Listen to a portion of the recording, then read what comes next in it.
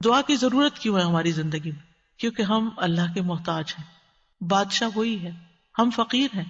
یا ایھا الناس انتم الفقراء الی اللہ، اے لوگو تم سب اللہ کے محتاج ہو. کوئی بھی انڈیپینڈنٹ نہیں، کوئی بھی یہ نہیں کہہ سکتا کہ میں اپنے سب کام خود ہی کر سکتا ہوں.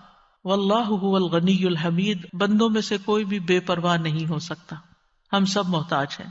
دوسری بات، اللہ سارے خزانوں کا مالک ہے.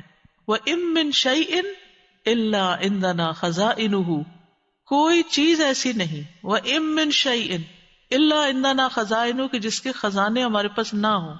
آپ کوئی چیز آرڈر کرنا چاہتے ہیں تو پتہ چلتا ہے وہ تو ہے ہی نہیں، ختم ہو گئی، اسٹاک ختم، آؤٹ آف اسٹاک.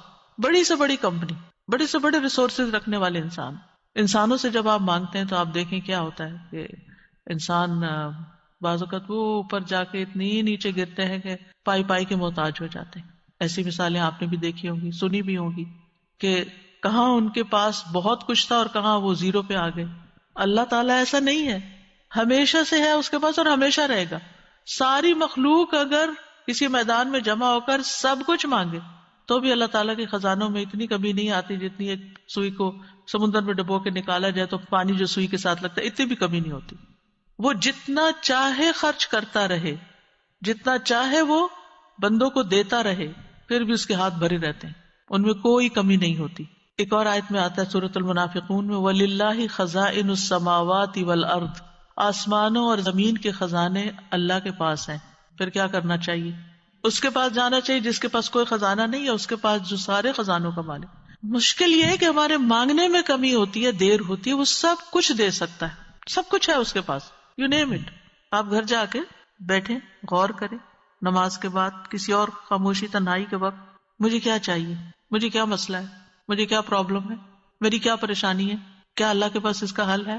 یقیناً ہے، وہ کر سکتا ہے، بالکل کر سکتا ہے. اسی سے مانگنا چاہیے، اس سے گڑ گڑا کے مانگنا چاہیے، اس سے اپنی محتاجی اور اپنی بیچارگی کا اظہار کر کے مانگنا چاہیے.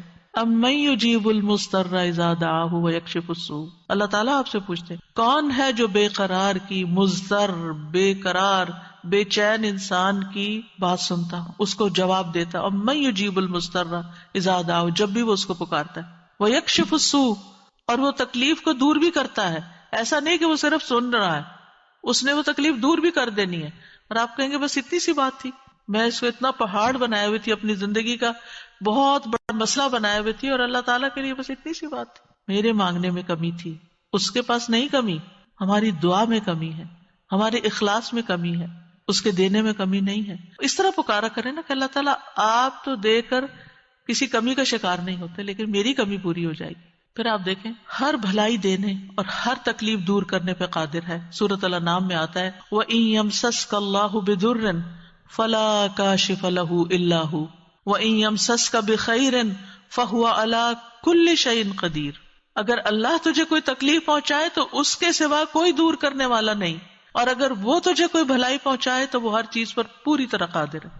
وہ سب کچھ کر سکتا ہے، وہ قادر ہے. نہ آپ کی کوئی خیر اور بھلائی کو لے جا سکتا ہے، کیونکہ عام طور پہ ہم وہم کا شکار رہتے ہیں کہ اگر میری اس نعمت کا کسی کو پتہ چل گیا تو پھر کیا ہوگا، شاید وہ نظر ہی لگ جائے اور نعمت چھین ہی جائے. ہر وقت اس وہم کا شکار رہنا دراصل اپنے آپ کو ٹارچر کرنا ہے. نہیں، وَإِن يَمْسَسْكَ بِخَيْرٍ، اگر اللہ نے آپ کو کوئی خیر دی ہے، فَهُوَ عَلَى كُلِّ شَيْءٍ قَدِيرٌ، وہ ہر چیز پہ قادر ہے، وہ آئندہ بھی دیے رکھے گا. اس نے اس لیے تھوڑی دی ہے کہ بس ایک بندہ کوئی دیکھے اس چیز کو اور بس وہ واپس لے لے، وہ ایسا نہیں کرتا. ایک روایت میں آتا ہے کہ ایک شخص نے رسول اللہ صلی اللہ علیہ وسلم سے پوچھا، اے اللہ کے رسول، آپ کن چیزوں کی دعوت دیتے ہیں؟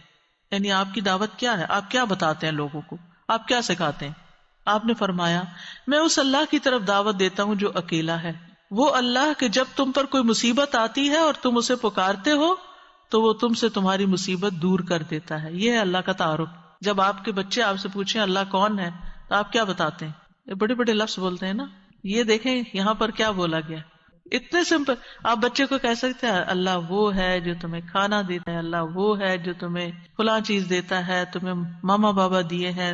جو جو بچے کی ضرورت ہوتی ہے ایج کے حساب سے آپ اس اعتبار سے بچے کو اللہ کا تعارف کرا سکتے ہیں، ان چیزوں کے ساتھ جو نظر آتی ہیں اور جو اس کی پسند کی ہیں کہ وہ ہے اللہ.